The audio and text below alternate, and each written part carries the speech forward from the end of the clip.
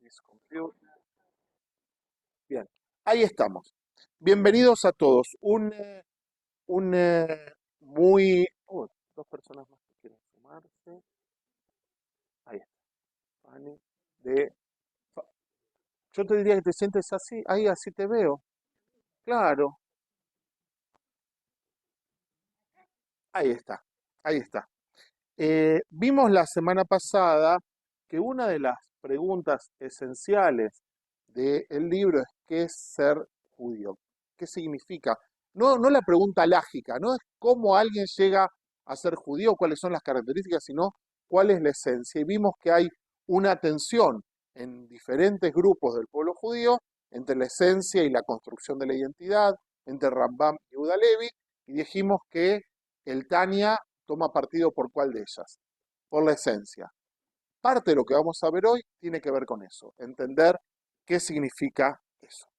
Bien, el primer capítulo empieza con un juramento, pero yo quiero adelantarme un poquito más, no, voy a tener que empezar con eso, con un juramento.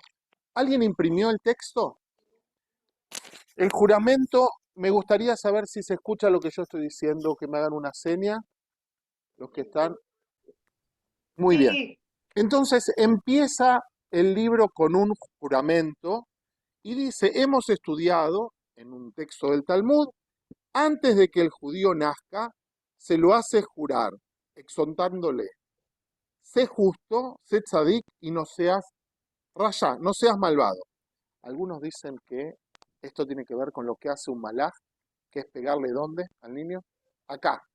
¿Sí? Por eso todos tenemos este marquito. Entonces dice, "Ac- claro, acordate que acordate que tenés que ser bueno, ¿sí? Tenés que ser tzadik. Pero fíjense cómo termina diciendo esto en nombre de un rabino que no lo nombran aquí, pero lo van a nombrar más abajo. Tenés que ser justo. Y al mismo tiempo, perdón, dice, tenés que ser justo y no seas malvado. Y al mismo tiempo, aun si todo el mundo por entero te juzga por tus acciones, te dice que eres un tzadik, tienes que considerarte un rasha. O sea, uno no tiene que pensar que es más de lo que es. Tiene que bajar de categoría. Entonces, humildad. El libro empieza hablando de eso y va a hablar de los 5 diferentes modelos que vimos la semana pasada, la diferencia con Rambam, pero aquí el personaje principal va a ser el Beinoni. ¿Por qué el Beinoni? ¿Cómo se llama el libro? ¿Sí? Sefer Beinoni, Tania, Likutei Amarim, compilación de enseñanza, pero Sefer Beinoni. O sea, no va a ser un libro para el Tzadik, no va a ser un libro para el Rasha, va a ser un libro para el Beinoni. Al principio explica rápidamente qué es una cosa y otra, pero más avanzado el libro va a tratar de explicar qué es el Beinoni. Estamos en la página 20 para los que lo imprimieron, dice así. Debemos comprender la naturaleza esencial del grado de Beinoní, ¿sí? Intermedio. ¿Quién se acuerda qué era el Beinoní para Rambam? Muy bien, el que sus acciones son mitad buenas y mitad malas. Guárdenlo en la cabeza eso. ¿Por qué? Porque habla de personas que no son perfectas. El tzadik tampoco es perfecto. El tzadik era la mayoría de sus cosas son buenas y el rayá es la mayoría de sus cosas son malas. Aquí el Beinoní dice así. Por cierto, no es aquella en la que la mitad de sus acciones son virtudes y la mitad pecados, porque si fuera así, ¿cómo podría Raba equivocarse consigo mismo calificándose como un Beinoní? Hay un maestro que dice, soy un Beinoní, cuando se sabe que de su boca nunca cesó de estudiar Torá hasta que ni siquiera el ángel de la muerte tenía dominio sobre él. Entonces, el Beinoní es una categoría en sí misma. Además, ¿cuándo puede considerarse Beinoní una persona? Porque en el momento que peca, hasta que se arrepiente, es llamada completamente malvada. ¿Sí? Dice así, siendo así forzosamente el Beinoní no es culpable ni siquiera del pecado de negligencia en el estudio del Torá, y por eso Raba erró considerándose un Beinoní. Entonces, para definir qué es Beinoní en este caso, es una categoría muy difícil, es una categoría en sí misma. Beinoní es alguien, escuchen bien porque uno diría, bueno, todos somos intermedios. Es así. Beinoní es alguien que no comete ningún error, pero todavía tiene ganas de hacerlo. ¿Se entiende? El tzadik es alguien que no comete errores y ya eliminó de su interior el deseo de cometerlo.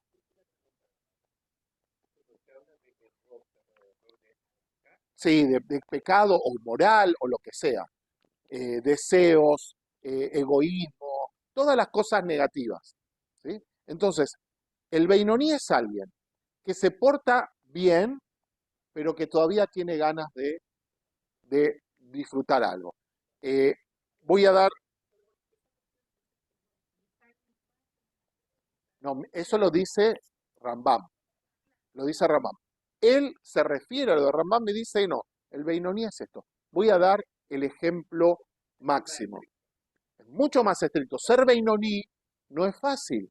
Ser Beinoní es alguien que está en un nivel espiritual mucho más arriba de lo que nosotros pensamos como intermedio. Ser Beinoní es difícil. Estoy mirando el celular porque me están...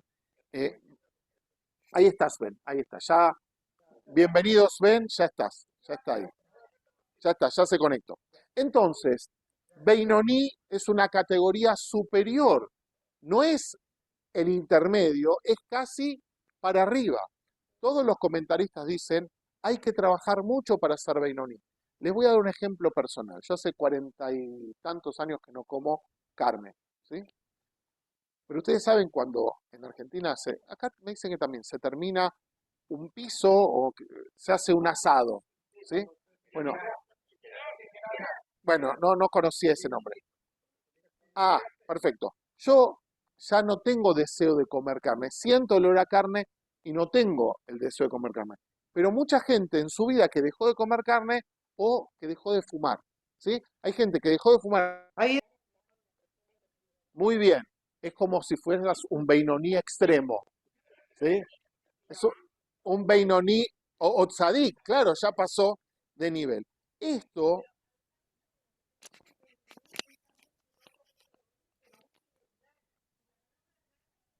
no, o ganas, o deseo, o tiene pulsión, o o voy a decirlo en otros términos, o no puede controlar alguna de sus emociones. Es eso,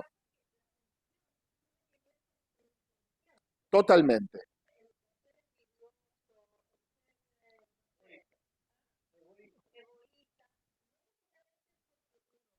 Muy bien, pero él, exactamente, estoy de acuerdo. Él sostiene que hay una categoría que puede superarlo. Voy a darte un ejemplo. Nosotros leemos los 10 mandamientos.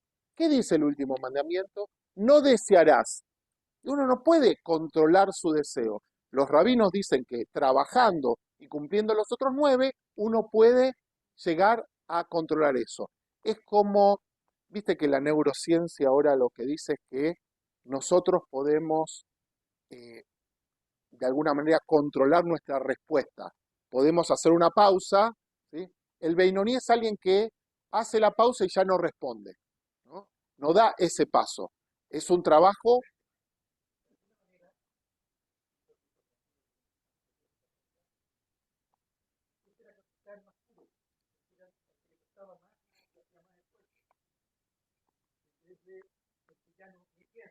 O sea, voy a decir que el Beinoní, obvio, el Beinoní tiene una tensión interna en la que él dejó ya de hacer las cosas negativas, pero lucha todo el tiempo. O sea, es un trabajo constante. Por eso él dedica el libro al Beinoní, porque el otro, el de abajo, ya está perdido.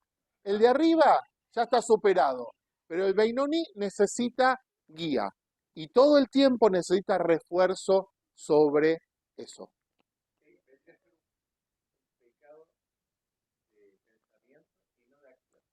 Lo que dicen es que no es que es pecado de pensamiento porque no lo concreta, pero es como que está a punto de, ¿sí? A punto de.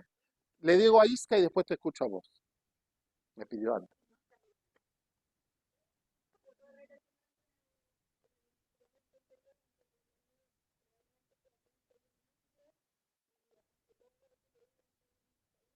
Él todavía, a lo mejor es tzadik, porque el texto dice, a lo mejor es tzadik, pero él tiene que verse como que no lo es.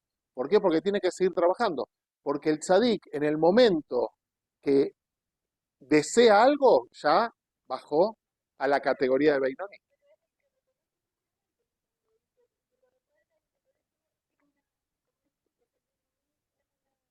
Una cosa superior. Es una cosa superior, es algo, bueno, tzadik incompleto es otra cosa. Tzadik incompleto, estas categorías, ¿por qué las ponen? Porque en el Talmud, y en el libro empieza citando el Talmud, este es un tzadik que no sufre. Este es un tzadik que sufre. Entonces se preguntan, ¿por qué este tzadik sufre? Y el Talmud da muchas explicaciones. Cada una es más antipática que la otra. ¿Sí? Es un tzadik, pero es hijo de uno que no era tzadik. Pero la tradición judía dice que uno no va a sufrir por las transgresiones de sus padres. O es un tzadik que hizo, o sea, no, no son satisfactorias las explicaciones. A mí la explicación que más me gusta de por qué este tzadik no sufre, la escuché hace relativamente poco, un par de años, en hibrid se llama tzadik gamur. Gamur, gamur. Y la palabra gamur, que es el completo, pero en arameo hay un libro que se llama Gemara.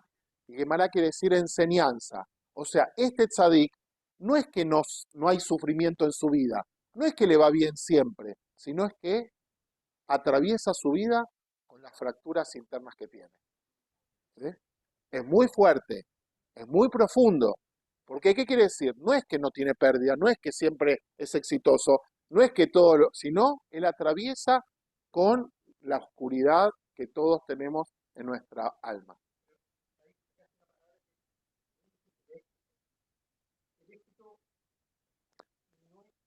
Podemos discutir por qué es éxito, pero no, no, no. Eh, a lo mejor la palabra no correcta es éxito, es plenitud en su vida. Siente plenitud en su vida, aún con las pérdidas que la vida implica. Hay un pensador contemporáneo que se llama Soloveitchik, que hace una paráfrasis de lo que dice Descartes. Descartes en sus meditaciones cartesianas, es un texto muy hermoso que dice: estoy aquí parado con mi bata frente al fuego, pero a lo mejor no hay fuego, a lo mejor no hay bata, a lo mejor yo no estoy, a lo mejor no tengo piernas, a lo mejor no existo.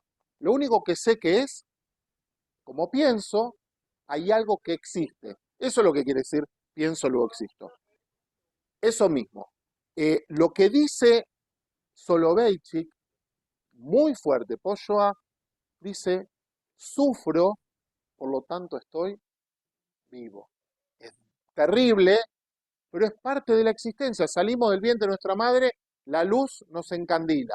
Los ruidos que hay alrededor nos ensordecen. Pero, mira, yo últimamente tuvimos muchos Brit Milá en la comunidad y siempre hay tensión en el Brit Milá, ¿no? Sea el primer hijo, el segundo hijo, el tercer hijo, siempre hay tensión, ¿no? Y yo les recuerdo, hay un poeta argentino que tiene una poesía bellísima sobre el Brit Milá. Es el padre que le dice al hijo antes del Brit Milá, dice: querido hijo, a lo mejor esto te va a doler. Pero lo que decía es que Soloveitchik dice, sufro, por lo tanto existo. ¿Sí? La vida trae sufrimiento, y no sé si me escucharon hablar de lo que dije con respecto al Brit Milá. Hay un poeta argentino que cuando escribe algo sobre el Brit Milá de su hijo, dijo: hijo, esto te va a lo mejor te va a doler, dice, a lo mejor, pero esto con respecto a la vida es nada. ¿Sí? La vida es mucho más compleja que el Brit Milá. Bien, entonces esto es para poner el setting de qué es el Beinoní, qué es el Tzadik, etc. Entonces, es una categoría en sí misma, no hace nada malo ni piensa nada malo, pero no descartó de su interior el deseo, la pulsión, ¿sí? la, la voluntad.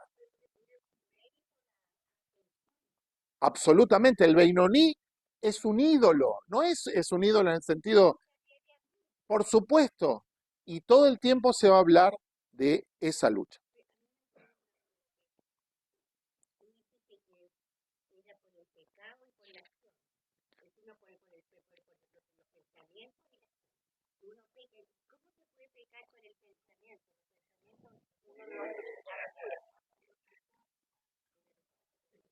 Ya tenés más de 15 años.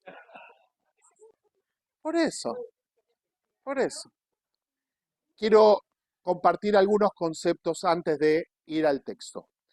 En el mundo cabalístico hay un concepto que es el concepto de la clipa. Clipá en español significa cáscara, ¿sí? La clipá es lo que recubre al fruto, ¿sí? Es lo que permite que el fruto se conserve, exista, crezca. Durante muchos años yo daba el ejemplo de la sandía, que es tal vez la fruta que más me gusta, y yo decía, para que exista una sandía jugosa, dulce, hay una porquería que es la cáscara así de grande que nadie la come. Me dijeron que en Chile, bueno, por eso cambié, ya no puse más sandía. ¿Por qué? Porque no me servía esa metáfora. Pero la metáfora es clara. Hay un aspecto del fruto, hay un aspecto de la realidad que no es positiva, que no sirve sino para lo otro. Es un poquito la teoría de los opuestos de Heráclito. Heráclito, una de las cosas que dice, utilizando la metáfora del arco, el arco tiene una parte y tiene el tensor. ¿Qué es el arco? Es la parte que se dobla o el hilo que se tira para atrás. Y son opuestos, son las dos cosas, ¿sí? ¿Se entiende?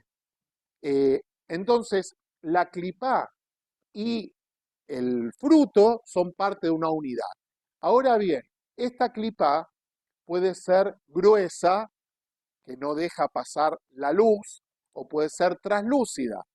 Ahora vamos a ver en qué circunstancias es eso. Pero este es un concepto muy bello. Inclusive, muchos utilizan el concepto de clipá con respecto al sufrimiento. El sufrimiento puede funcionar, no es que es algo bueno, pero parte de la vida tiene ese sufrimiento también para mantener lo otro, para reconocer lo otro, para valorar lo otro. No es que tiene un fin en sí mismo, pero sirve para reconocer el otro aspecto. ¿Estamos con clipá? Clipá en español quiere decir cáscara.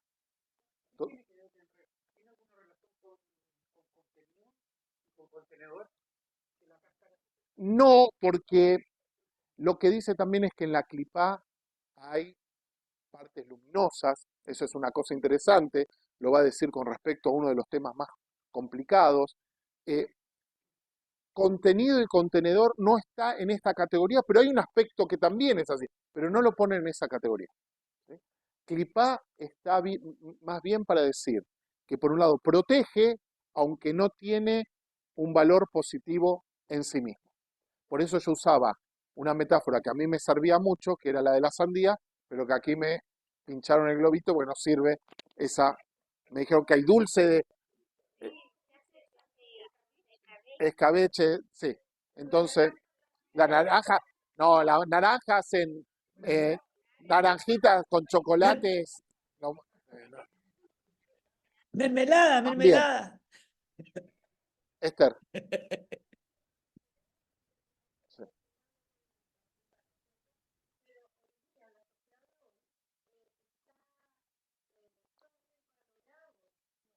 Subvalorado,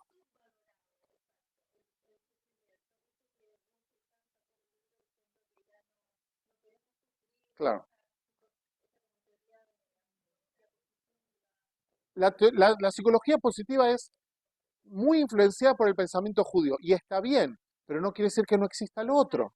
No, no quiere decir que podamos anular lo otro, sino lo lindo es como dice el Tzadik Gamur, que acepta esas partes dolorosas como parte de la existencia.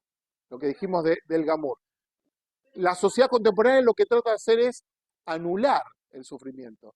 Y lo que él dice, el sufrimiento es parte de la existencia.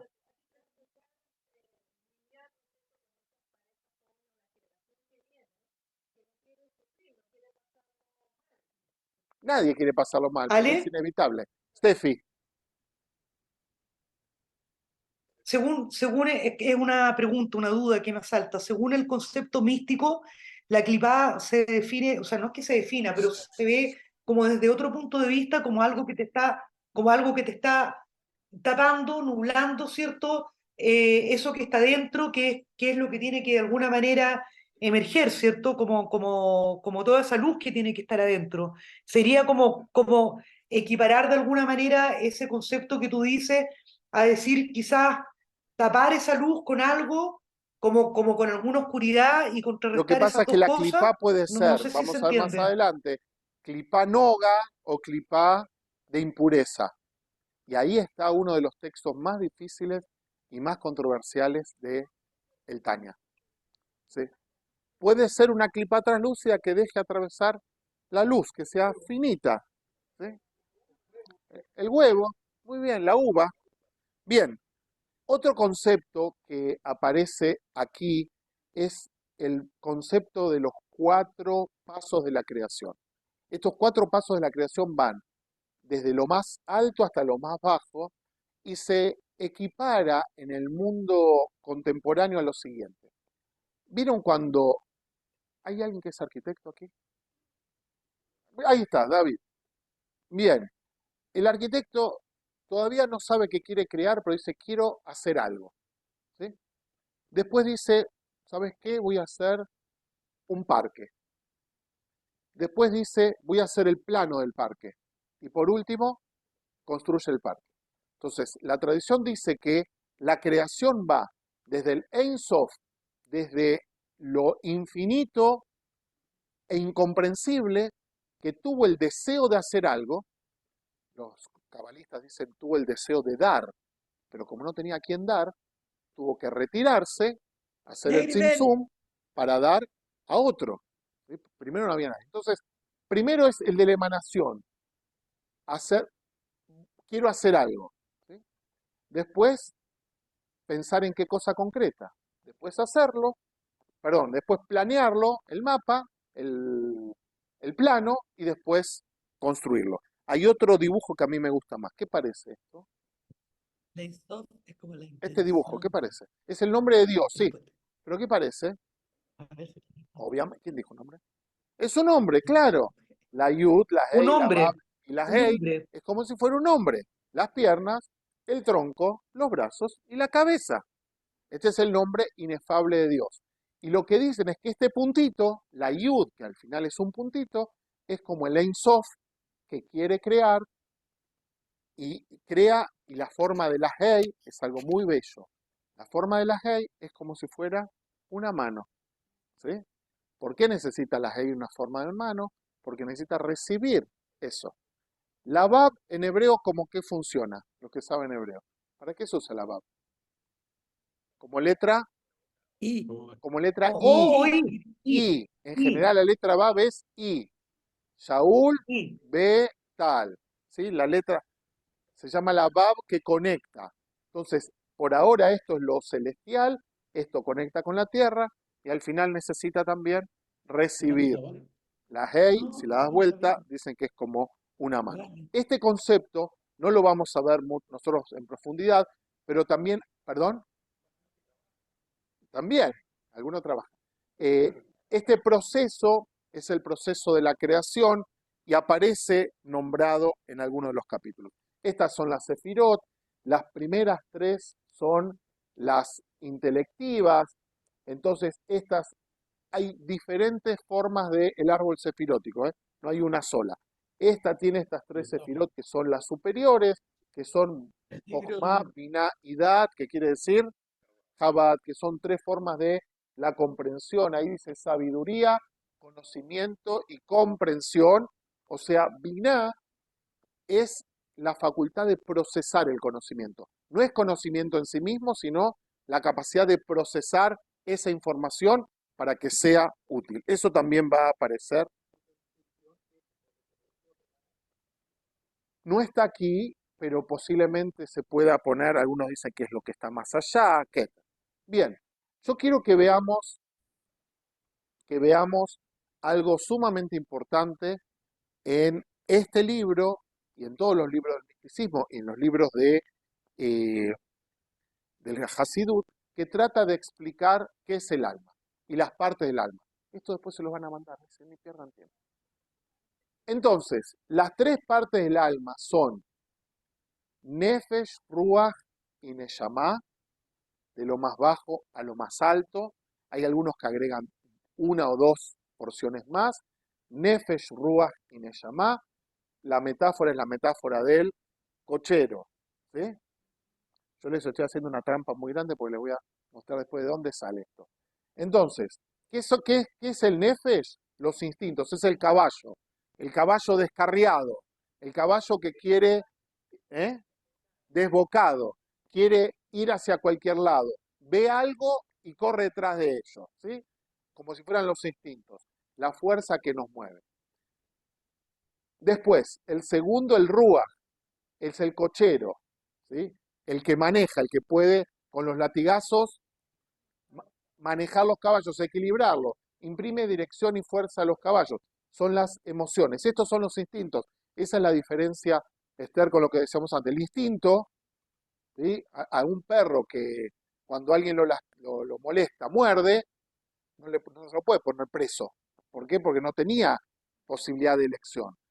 Después las emociones también son difíciles de manejarlo. Y por último, es la Neshama, es el intelecto, es la parte superior. Neshama, hay un juego muy lindo que dicen los cabalistas, se adquiere recién en qué momento de la vida. A los 40 años. ¿Por qué? Porque se dice que es Mem Shana. Mem es 40, Shana es año. Da instrucciones al cochero porque él es el único que conoce el destino y la necesidad, debería decir. ¿Y quién es el pasajero? Es el nivel superior del alma. Esto que está descrito en este libro, que se profundiza, etcétera, miren de dónde sale. ¿Sí? Esto es Platón y Aristóteles. Platón marca arriba, Aristóteles marca hacia abajo. Y fíjense, esto lo saqué de internet así random, ¿eh? No hay ninguna, no es que lo busqué especialmente. ¿Qué dice? Alma concupiscible, el deseo, alma irascible, la voluntad, alma racional, el alma, ¿sí? ¿Cómo lo llama? Pasiones innobles, es mortal, fuente de pasiones nobles inseparables del cuerpo, mortal, y por último hay algo que es superior, que es inteligente, ¿recuerdan que dijimos lo mismo? Y de naturaleza divina. Es un estorbo para el alma el cuerpo, impide al alma la contemplación. Hay una frase en latín que dice, el alma es la cárcel el cuerpo es la cárcel del alma. Pero fíjense cómo aparece en los relatos de Platón. Agárrense de las manos. Es el relato del auriga. El auriga es el que conduce y hay un caballo bueno y un caballo malo, hay un conductor y habla de las diferentes partes del alma. Es muy posible que la tradición judía haya sido inspirado, la tradición mística, por lo que se llama el neoplatonismo. Neoplatonismo es una escuela que toma las enseñanzas de Platón. ¿Me escuchan? Porque dice que está inestable. ¿Me escuchan? ¿Sí? No, no, no. Somazo. Bueno, no hablo mucho, así se estabiliza. Se escucha, se escucha. Bien, entonces, es interesante. Para algunos pensadores, esto que yo estoy diciendo es herético. ¿Cómo vas a comparar a lo que dice el Rebe con lo que dice Platón o Aristóteles?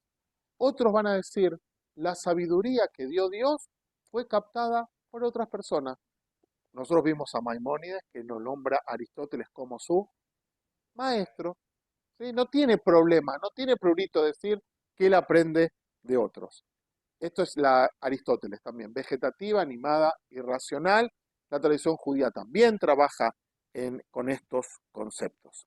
Bien, hace un ratito hablamos acerca de la naturaleza humana. Quiero que veamos estos conceptos para después leer, así podemos avanzar.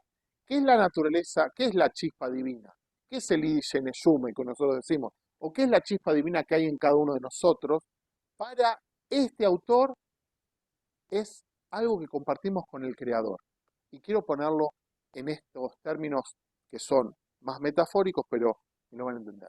Lo que dicen es que en la creación hay algo del Creador. ¿Vieron que a veces uno ve un cuadro y no sabe quién es y dice, este es de este autor?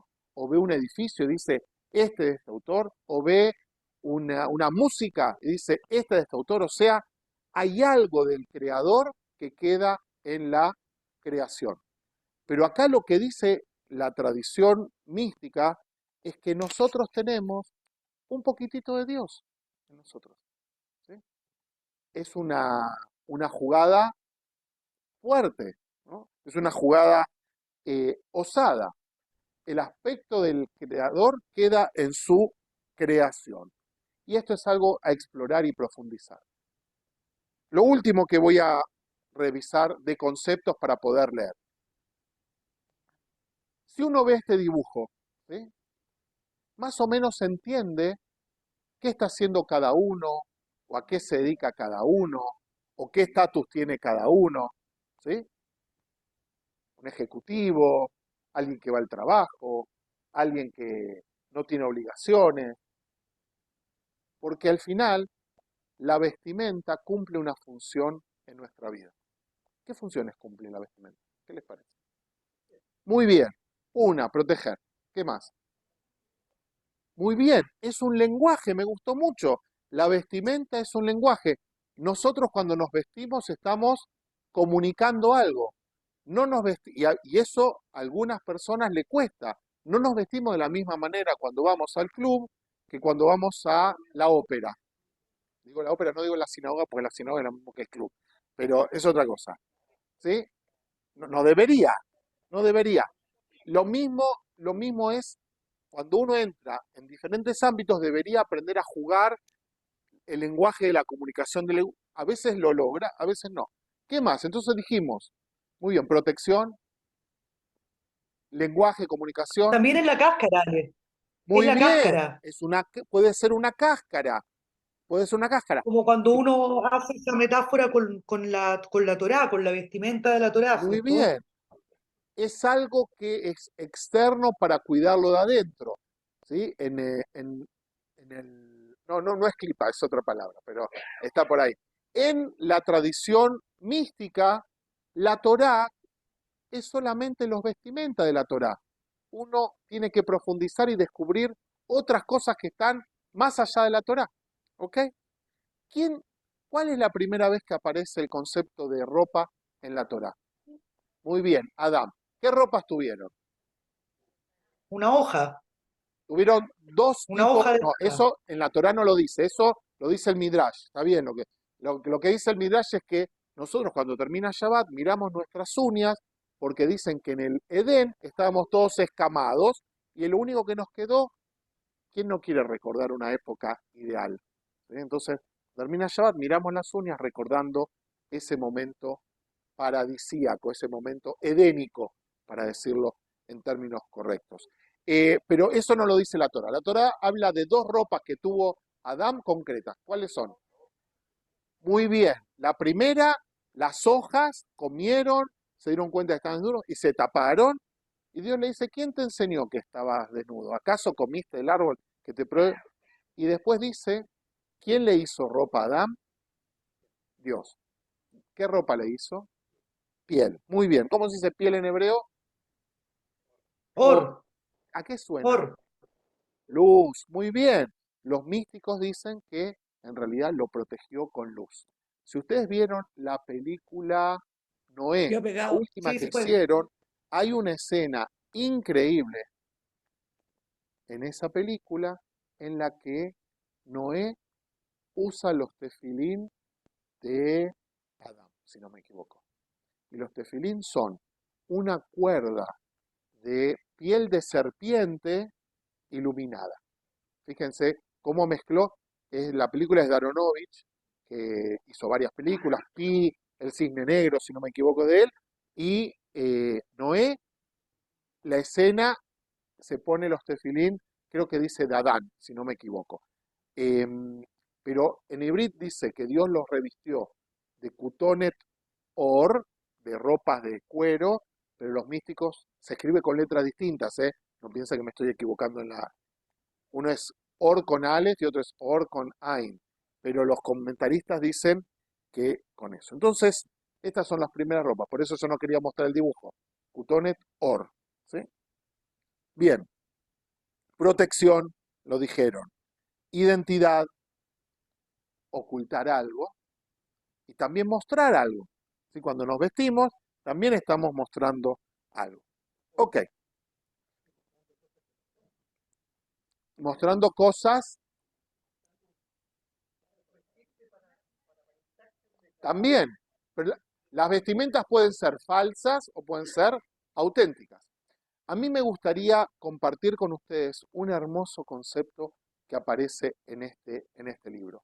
Para mí uno de los más bellos, aparece en otros lados, pero aquí aparece enunciado al comienzo del cuarto capítulo. Dice que el alma es imposible de acceder, nosotros no podemos acceder al alma. Lo que dice es que todas las personas tienen un alma que algunos dicen que es Behemit, que es animal. Los judíos tenemos un alma Behemit y también tenemos un alma divina, de animal, lo dije recién. Un alma, lo animal quiere decir básicamente de los instintos, ¿sí? Y hay una superior, divina, esa chispa divina que hablamos antes es lo que conecta, pero dice que uno no puede acceder al alma. El alma es algo que no se puede eh, conocer en forma directa. Descartes también habla del alma y algunos lo sitúan en una glándula. Ellos dijeron, el alma está en la glándula pineal, ¿sí? Como tratando de ubicar físicamente el alma. Y nosotros sabemos que tiene que ver con otras cosas. Pero fíjense qué bello lo que dice este libro, no es el primero que lo dice, pero lo trae de una manera muy interesante, que el alma tiene vestimentas, levush, ¿sí? Tiene vestimentas. ¿Qué quiere decir vestimentas? Es la forma en que se cubre la esencia y la luz para poder manifestarse. Y esas esencias, esas ropas son tres. Mahshava, Dibur y el Maase. De esto podemos profundizar. Mahshava, ¿quién lo sabe? Solo uno. ¿Sí? Hasta el tonto cuando calla parece sabio. ¿Sí? En la tradición judía hay mucho culto al... ¿Qué decir? Algunos ni con eso, ni con el silencio. En el Pirkei Avot hay muchas enseñanzas que alaban el silencio. Habité entre los sabios y no encontré mejor para el cuerpo que el silencio. ¿Sí? Hay muchos textos. Pero pensamiento es lo más íntimo, es lo más interior. ¿Sí? ¿Por qué no? Mm, lo que está enseñando es a ver las órdenes del cerebro, no el pensamiento. Bueno, habrá que escribir un nuevo Tania en su momento. Segundo, lo que conecta lo de adentro y lo de afuera. ¿Sí? Lo de adentro y lo de afuera son las palabras. Debería haber una coherencia entre estas dos cosas. ¿Sí? En la tradición judía dice que uno no tiene que ser Ejad Bapé, Bejad Balev. Tiene que ser el mismo en lo interior y en lo exterior. Y por último, algo que ya está fuera de nuestro alcance, cuando uno hace algo en el mundo físico, ya no le pertenece. Estas son las formas en que el alma se manifiesta.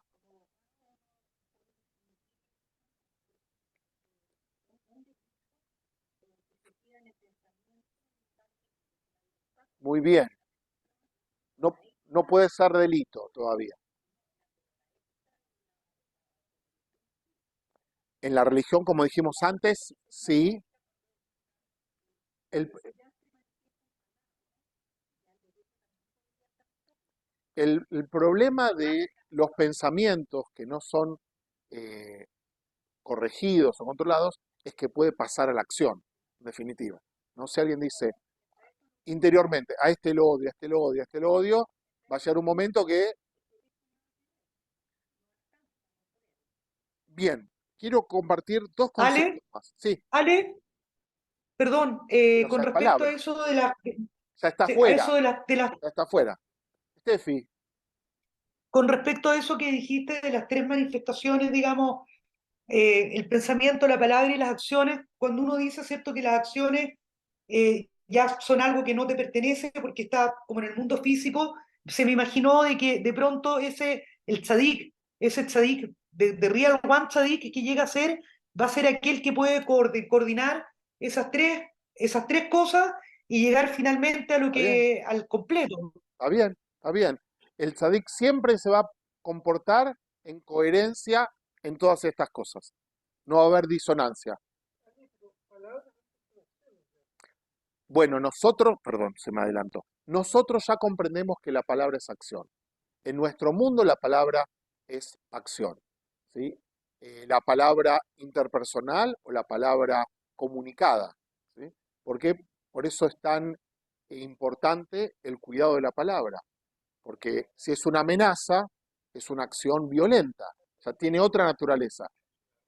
Acá cuando habla de acciones ya es cosa más concreta, ya es transformación en el mundo físico, no tanto en este nivel, pero estoy de acuerdo que esto ya es parte de eso. Cuando nosotros eh, pedimos a las autoridades que condenen la incitación al odio, tiene que ver con eso, porque incitar al odio ya en sí mismo es malo, pero puede ser peor cuando se transforma en cosas concretas.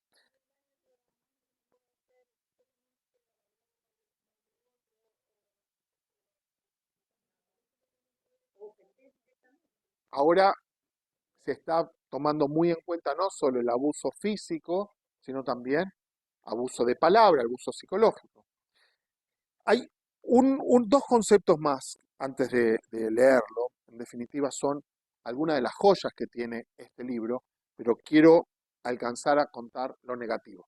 ¿Eh? Lo estoy dejando para el final, para que no se vayan con esa imagen. Hay un concepto que aparece en la Torá y que lo decimos en el Aleinu Leshabeach, pero el Aleinu Leshabeach tiene un problema. Ustedes saben que el Aleinu Leshabeach se quejó con Dios, dice el Midrash. ¿Por qué se quejó con Dios? ¿Qué les parece? ¿Cuándo decimos Aleinu Leshabeach? Al final. Entonces, ¿cuál fue la queja con Dios? Dice, Dios, me pusiste al final de la tefilá y todos me dicen rápido para irse. Nadie me presta atención en lo que digo. Entonces Dios le dijo, no te preocupes, en Rosh Hashanah te voy a poner en un momento importante y en Rosh Hashanah lo decimos en un momento que es central. Se dice dos veces. Pero el concepto es Ein Od Milvado. En el Shema Israel dice, U Adonai wa Elohim Bashamayim Mimal Be'alaretz Mitachat Ein Od. ¿Sí? Dios es en la tierra, perdón, en el cielo, en la tierra, no hay otro. ¿Sí? ¿Cómo se entiende eso? Se puede entender de muchas maneras. Dios es el único Dios, ¿sí? No hay un Dios arriba, no hay un Dios abajo. ¿Sí? Esa es una forma. Los místicos lo leen de una manera bella. Dicen, Ein od milvado, quiere decir, no hay otra cosa que no sea Dios. ¿Se acuerdan? Cuando decían que a Spinoza lo excomulgaron por qué sé yo qué, el Rav Kook lo defiende. ¿Sí? El Rav Kook tiene un texto en que defiende a eso. Ein od milvado quiere decir que hay dos conceptos en la teología. Uno se llama panteísmo, que quiere decir pan, quiere decir todo, teos quiere decir Dios, panteísmo, todo es Dios, y hay otro concepto que es panenteísmo, que es parecido pero no es igual. La diferencia es que uno, todo es Dios, y en el otro, en todo hay un aspecto divino. No quiere decir que todo es divino, sino hay un aspecto. Vos que te vas para India, esto te va a servir. Sara se va a vivir, se puede decir, ¿no? Prontamente se va a vivir a India por un tiempo, con la delegación de Chile allí, a New Delhi. Reconocer esta idea en Od Milvado no es fácil. Para eso nosotros deberíamos hacer todo el camino desde el mundo de la Asia, ¿se acuerdan que vimos eso? Hasta poder sacar todas las capas y entender que toda la realidad es una, que todas las cosas están interconectadas. El Baal Shem Tov tiene una hermosa metáfora que dice que en realidad Dios está escondido en su palacio, pero su palacio no existe. Su palacio es una metáfora. Y solo aquellas personas que quieren verlo a Él son los que se animan a atravesar todas las barreras. Pero las barreras no existen. ¿Dónde están las barreras? Acá, solamente nosotros. Por eso yo me atreví a mostrar 3 dibujos donde el fondo y la forma se combinan. Peces, aves, blanco, negro, ¿qué es lo que vemos? O, ¿qué vemos aquí? ¿Qué vemos? ¿Sí? ¿Pero abrazo de qué? ¿Quién abraza a quién? ¿Quién? ¿Sí? El abrazo del oso, pero no está claro qué es. Mejor dicho, el conjunto. No, había otro que se ve que no lo puse. Bueno, entonces, Einol Milvado es un concepto sumamente importante y que aparece en todo el Tania, a tal punto que el Tania propone, a ver, el Tania propone como proyecto de vida que el hombre tiene que hacerle un lugarcito en el mundo a Dios. Uno de los capítulos dice eso. Hacerle un lugarcito en el mundo a Dios es una metáfora para decir, reconocer su presencia.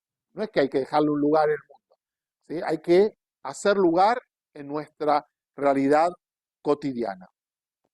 Es un concepto muy bello, muy hermoso, muy profundo, que deberíamos constantemente relacionarlo. Bien, a mí me Ale, gustaría... Sí, alguien tiene preguntas por ahí. ay, perdón. No, eh, ay, perdón.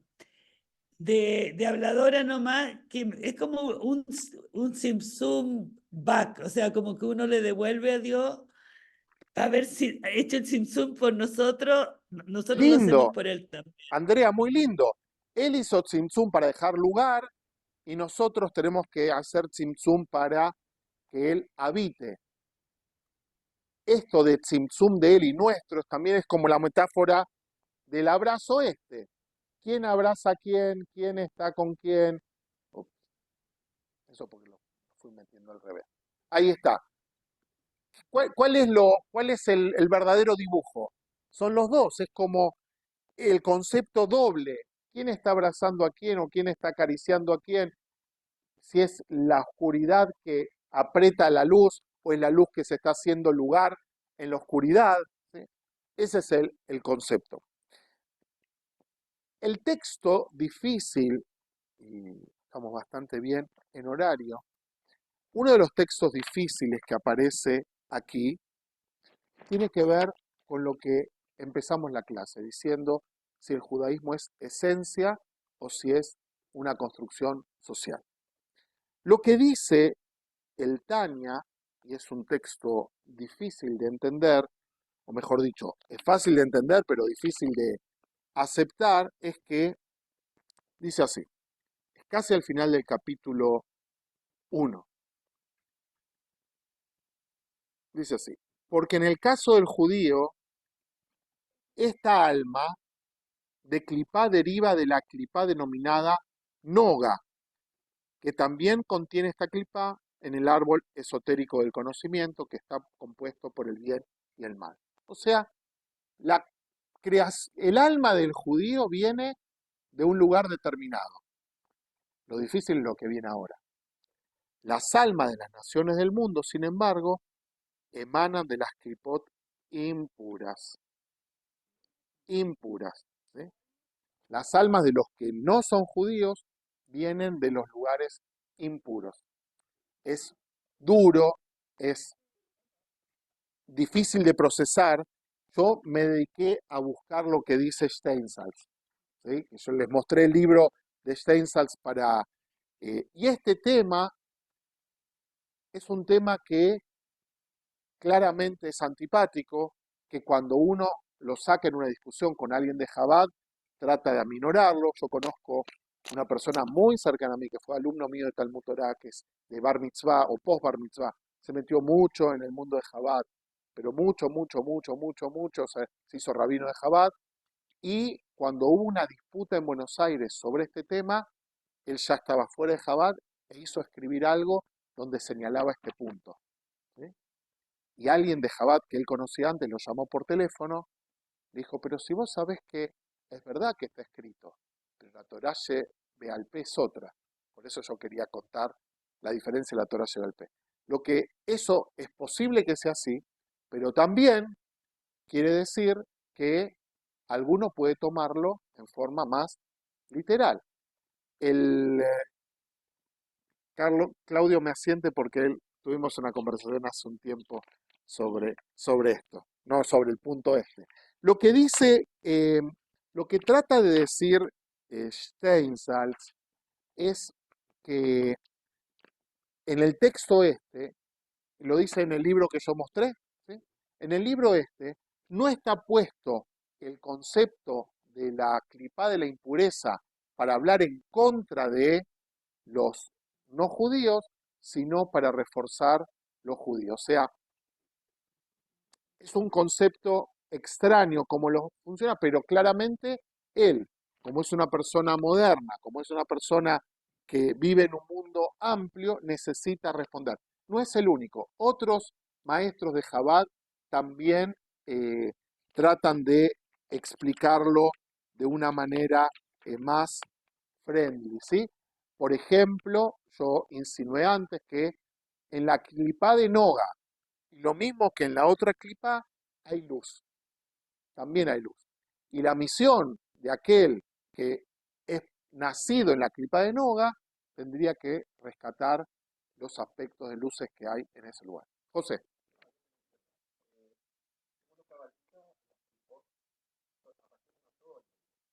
Las clipot, claro. Eso es en la Cábala de Al-Sheikh modernizada, ¿sí?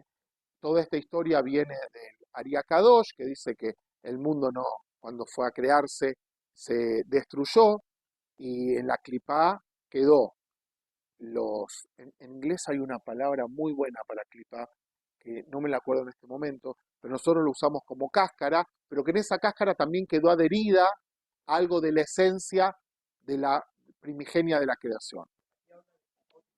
Sí, hay clipot que son puras, que son más brillantes, ¿sí?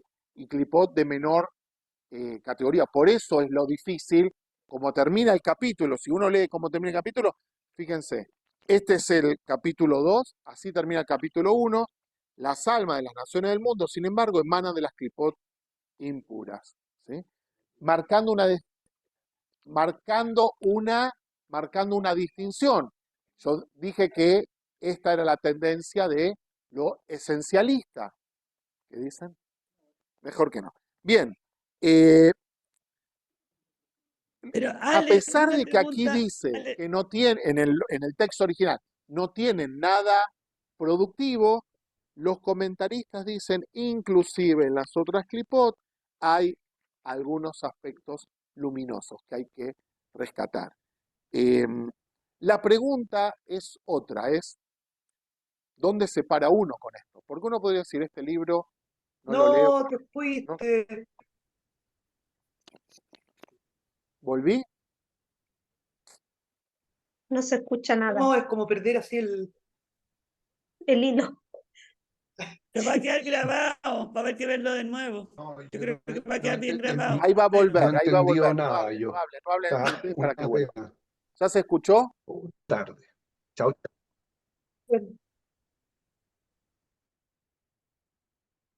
Bien, aquí estoy de vuelta. Esperemos, es el tramo final, esperemos que no se caiga nada más. Marisa,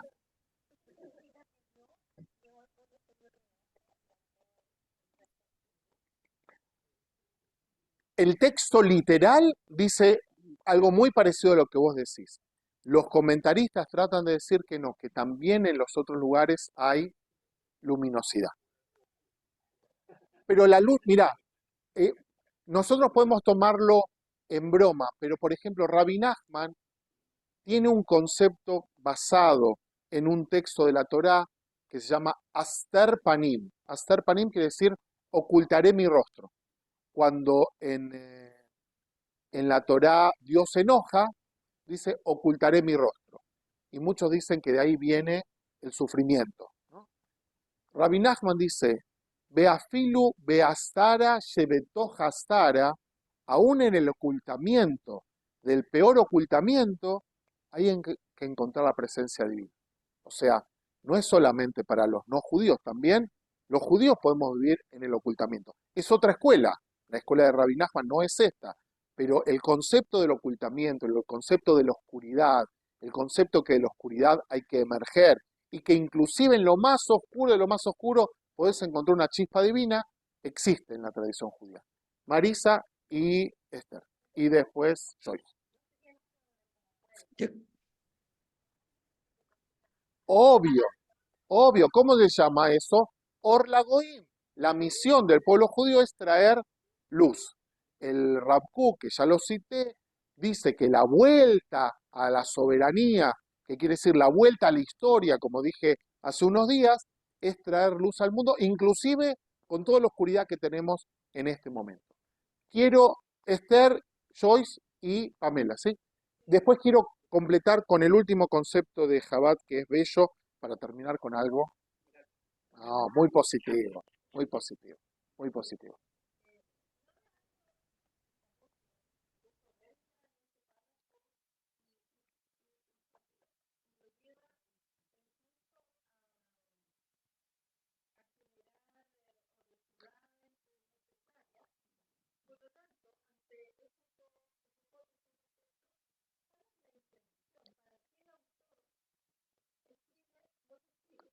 Yo he reflexionado mucho sobre esto, ¿sí? Hay que entender el contexto. Estamos hablando de Ucrania, donde los judíos eran perseguidos, violados, matados. ¿Cómo querías que vos veas a estos salvajes? Lo ves como lo peor que hay, lo más impuro. La pregunta es si en un contexto distinto nosotros deberíamos seguir manteniendo esta misma figura. Pero hay que entender, digamos, los persiguieron, los mataron, los violaron, los hacían vivir en forma miserable. Posiblemente muchos de estos crecieron con persecuciones, ¿sí? Entonces, ¿qué los iban a mirar? ¿Como iguales? Imposible. No, no lo estoy justificando, solo lo estoy poniendo en contexto, ¿sí? Yo quiero terminar con algo lindo. ¿Estamos? Una de las enseñanzas más poderosas de Chabad es que hay algo que acerca la llegada del Mashiach, que es hacer mitzvot. Cada mitzvah, como no sabemos cuándo va a venir, cada mitzvah que nosotros hacemos acerca la llegada del Mashiach. Y por eso ustedes los ven poniendo tefilín en la calle. Uno dice, pero si me pongo los tefilín no siento nada. Pero no es que él dice, gané un punto para mí. Lo que está diciendo es, estoy haciendo que la redención esté un poquito más cerca. Eso quiere decir que cada una de nuestras acciones tiene un poder cósmico. O sea, no es solamente que yo hago algo y termina en mí. Prender las velas de Shabbat, comer kashrut, dar tzedakah, ser buena persona para no decir solo cosas rituales. Ponernos los tefilín lo que hace es que este mundo que tiene fragmentación, dolor, odio, miseria, sea avísele de ser un poquito mejor. Y eso es poderoso. Que cada una de nuestras acciones tiene un sentido cósmico es algo poderoso. Y creo yo que ese es uno de los grandes aportes de la enseñanza del Tania, porque también está en el Tania al pueblo judío y a la humanidad. Porque al final no quiere hacer un mundo mejor solo para los judíos, sino un mundo mejor para la humanidad. Bien, Pesaj Kasher Besameach para todos.